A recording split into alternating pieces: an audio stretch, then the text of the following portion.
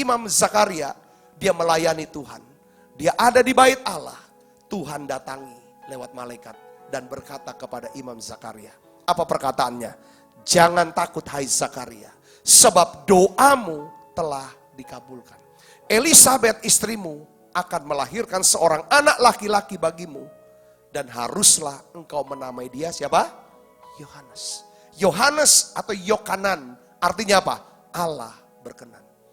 Saudaraku, Zakaria dan Elisabet di masa tua mereka mendapatkan anak. Yang ngerti katakan amin.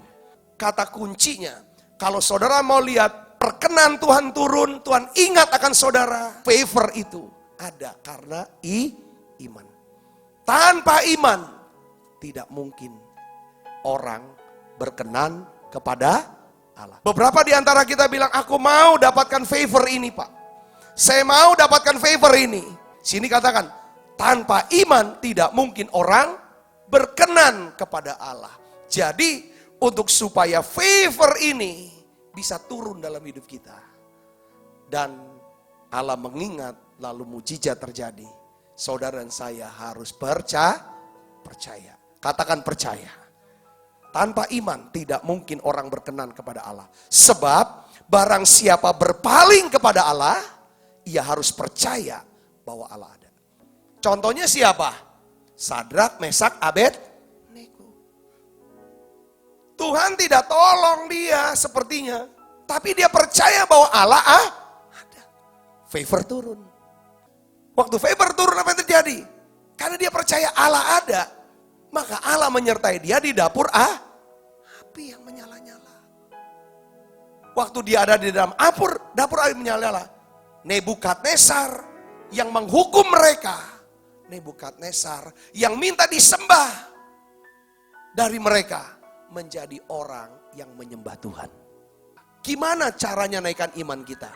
Yang pertama, kalau saudara mau Tuhan ingat akan saudara. Saya mau Tuhan ingat akan saya, maka saya harus berdoa supaya Tuhan mengingat saya. Katakan amin.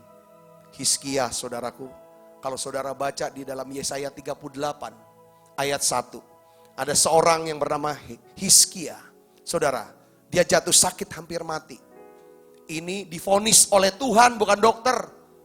Bukan dokter ahli kanker yang vonis dia, tapi Tuhan sendiri lewat Nabi Yesaya berkata, sampaikan pesan terakhir kepada keluargamu, hei Hizkia. Sebab engkau akan mati dan tidak akan sembuh lagi. Penyakit ini tidak akan buat kamu sembuh. Ini Tuhan yang bicara lewat Nabi, saudaraku. Apa reaksi daripada Hizkia? Ayat yang kedua di sini dikatakan, saudaraku. Lalu Hizkia memalingkan mukanya ke arah dinding dan ia berdoa kepada Tuhan. Apa doa daripada Hizkia? Saudara, dia palingkan mukanya ke arah dinding. Orang Israel itu biasa. Kalau dia doa serius dan sungguh sama Tuhan, meminta sama Tuhan, biasanya dihadapkan wajahnya kemana? Ke tembok, ke dinding, saudaraku. Dia tempelkan, saudaraku, ininya. Dia nangis. Biasanya dia ucapkan kata-kata dulu. Saudara, apa bentuk kata-katanya? Saudara, ini yang biasa dilakukan sebenarnya orang Israel. Tempelkan ke dinding. Makanya kalau di Israel itu ada satu tempat namanya tembok ratapan.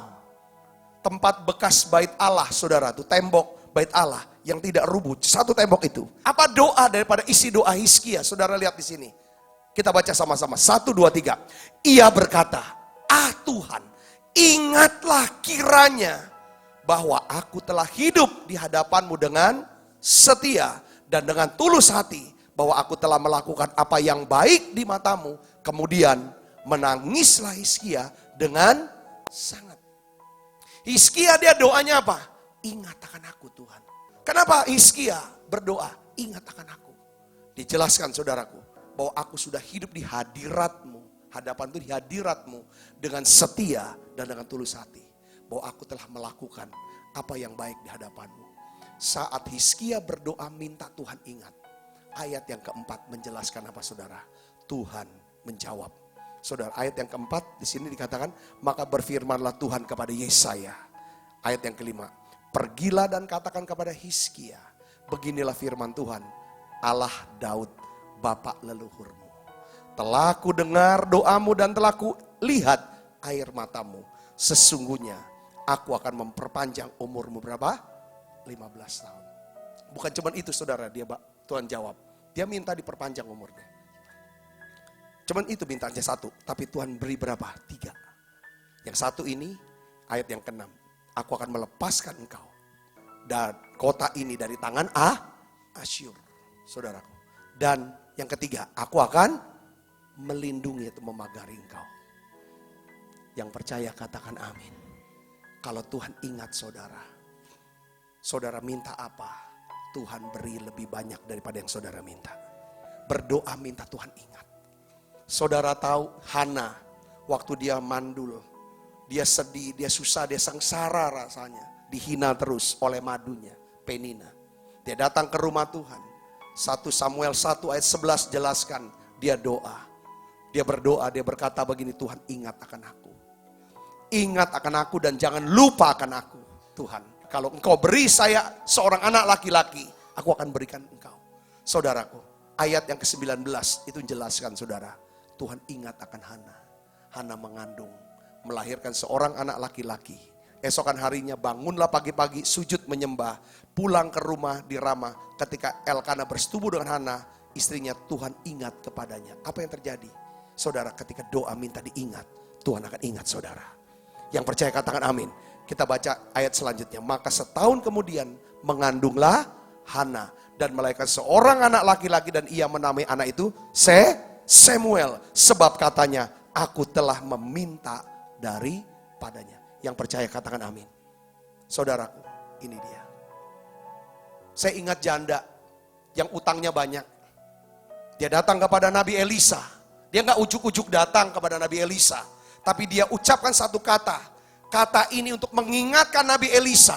Bahwa aku ini ada kaitannya dengan seseorang yang adalah hambamu yang melayani engkau. 2 Raja-Raja pasal 4 ayat yang 1. Janda ini jelaskan. Ingat akan suamiku. Suamiku itu adalah hambamu Elisa. Tolong aku. Suamiku ini dia mati. Tinggalkan utang. Saya gak bisa bayar utang. Saya tidak punya kerjaan. Gak ada sumber apa-apa. Ingat suamiku Elisa. Suamiku orang yang takut akan Tuhan. Yang melayani Tuhan dengan jujur. Ingat suamiku. Ingat. Aku sedang punya masalah keuangan Elisa. Elisa kasih firman. Kalau saudara minta mujizat, Tuhan akan berikan perintah firman untuk saudara lakukan.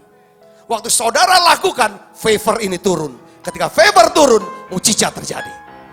Bahkan seorang penjahat, saudaraku, yang harusnya sebentar lagi dia akan mati, masuk neraka. Ketika dia berdoa, dia meminta kepada Yesus. Apa doanya? Yesus, ingatlah akan aku kalau engkau datang sebagai raja. Saudara, penjahat ini minta diingat oleh Yesus. Tuhan, jangan lupa aku kalau engkau datang sebagai raja. Dia doa minta diingat. Saudara berdoa minta Tuhan ingat saudara.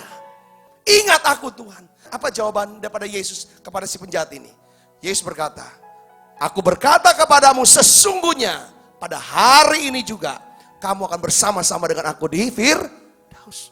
Ini misalnya keselamatan jiwa, hidup yang kekal. Mujizat terbesar adalah apa? Keselamatan jiwa. Saudara yang percaya Yesus, kita semua punya rumah di sorga. Minta tiap hari, Tuhan ingat akan aku. Ingat akan aku. Bukan berarti Tuhan lupa. Bukan berarti Tuhan lupa. Atau tidak ingat sama kita. Waktu saudara dan saya berdoa, Tuhan ingat aku Tuhan. Apa yang terjadi? Iman kita naik. Ingat janjimu, engkau janji oleh bilur-bilurmu. Aku telah disembuhkan. Itu naikkan. Saudara, ketika iman kita naik, favor turun. Waktu favor turun, Tuhan ingat kita. Waktu favor turun, mujizat terjadi. Saudaraku yang Kristus, ingat akan aku. Kadang-kadang kita bilang, ingat. Kalau kita gak punya hubungan sama Tuhan, ya repot ya. Ada beberapa saudara mungkin bilang gini, aku tuh udah bisa doa. Aku gak bisa ngomong sama Tuhan. Tapi kalau ngomong sama orang, aku lancar. Kalau aku ngomong sama orang, aku nih paling banyak ngomong. Tapi kalau sama Tuhan, terdiam aku. Itu tanda Anda ada hubungan. Nah sekarang beberapa di antara saudara yang tidak bisa ngomong, Tuhan ingat aku. Cak mana mau dia bisa baca ingat aku. Aku jarang saat teduh. Gereja sekali-sekali. Pala batu aku ini sebenarnya. Aku jadi begini karena aku pala batu dan jauh dari Tuhan. Jadi cak mana doanya?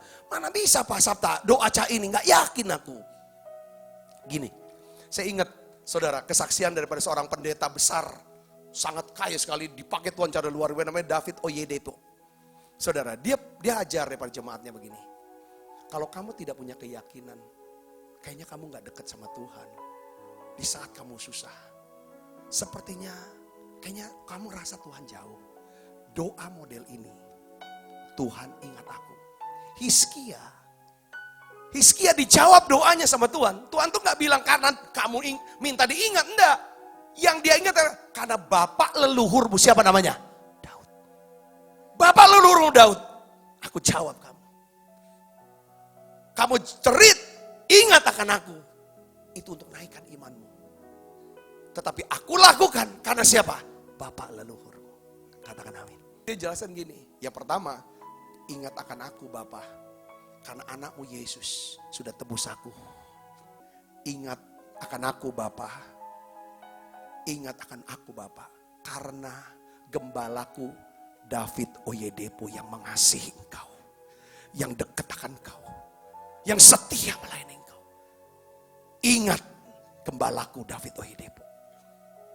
Dan saya percaya hari-hari ini, kalau saudara merasa aku ada di titik antara hidup dan yang mati. Aku tidak bisa lagi selesaikan masalah ini. Mari saudara, ini waktu perkenanan. Perkenan Tuhan akan turun dalam hidup kita. Kalau Tuhan lihat iman naik di dalam diri kita. Iman kita bisa naik kalau kita mencerit sama Dia. Tuhan, ingat akan aku. Ingat orang tuaku yang setia. Ingat akan pemimpinku yang setia Tuhan. Ingat mereka. Ingat Yesus yang sudah mati di salib. Tolong aku Tuhan. Saya tidak tahu apa. Mungkin saudara dalam satu titik kritis dalam hal sakit penyakitkah? Dalam hubungan, dalam keuangan. Apa? Saudaraku, mungkin beberapa saudara rindu melihat seluruh keluarga diselamatkan. Ambil keputusan, doa sama Dia. Katakan amin. Yang kedua, terus bangun sikap yang murah hati. Murah hati dalam hal uang, dalam hal waktu, dalam hal tenaga, dalam hal kepintaran, apapun murah hati.